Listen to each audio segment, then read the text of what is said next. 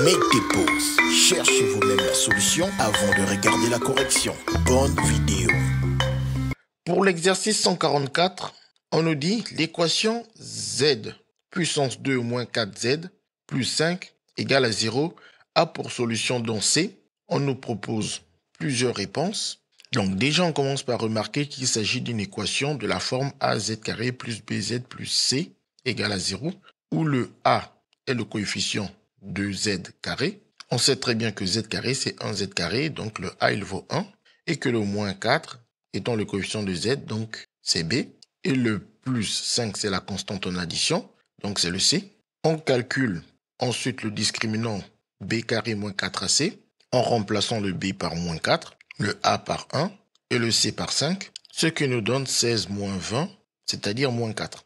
Donc attention, même en terminale, on retrouve encore des élèves qui ont du mal à bien comprendre qu'il faut bien mettre les parenthèses ici pour dire que moins 4 avec des parenthèses au carré, ça fait moins 4 fois moins 4 qui donne plus 16 et non pas moins 16. Comme le delta est strictement négatif et que nous sommes dans l'ensemble C des nombres complexes, cette fois-ci, il y aura deux solutions qui sont complexes et conjuguées l'une de l'autre. Dans l'ensemble R, il n'y avait pas de solution lorsque le delta est négatif parce qu'il n'y a aucune solution réelle.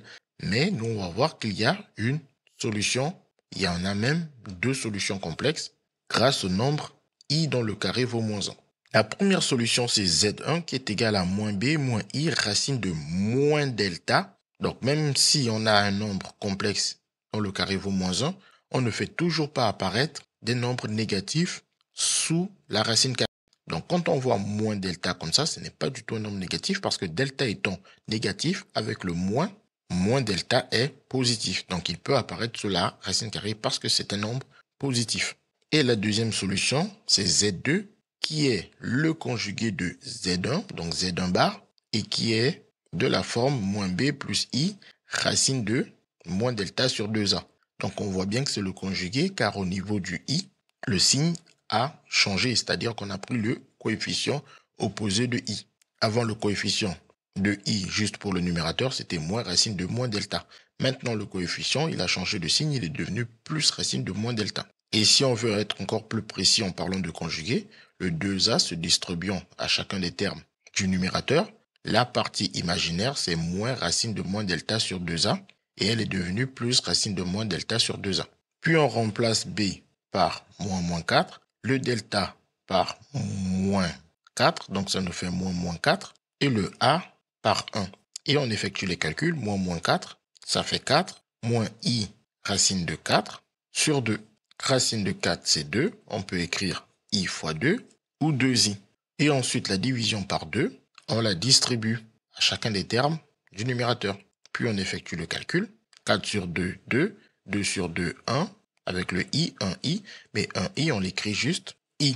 On a donc trouvé z1. Pour z2, soit on refait exactement le même calcul, ou soit on utilise le fait que z2 est le conjugué de z1.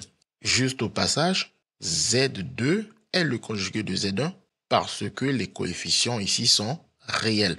Si les coefficients n'étaient pas réels, z2 n'est pas forcément le conjugué de z1.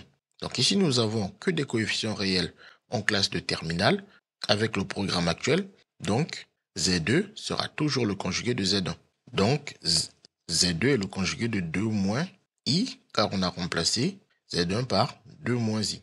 Et ensuite, on n'a plus qu'à changer le signe au niveau du i, ce qui nous donne 2 plus i. Ensuite, on regarde parmi les réponses proposées pour voir que la bonne réponse est la réponse C. En effet, les deux solutions sont données dans un ensemble. On a des accolades et on a un point-virgule pour séparer les deux solutions. Et ceci n'est rien d'autre que l'ensemble de solutions. On aurait pu le présenter sous la forme S égale, ouvrez l'accolade, première solution, point-virgule, deuxième solution, fermez l'accolade. On a donc trouvé les solutions de cette équation. CQFD, ce qu'il fallait découvrir. Les mathématiques, ce n'est pas juste de la mémorisation de l'application de cours. Ça nous aide à comprendre le monde qui nous entoure et à prendre des décisions.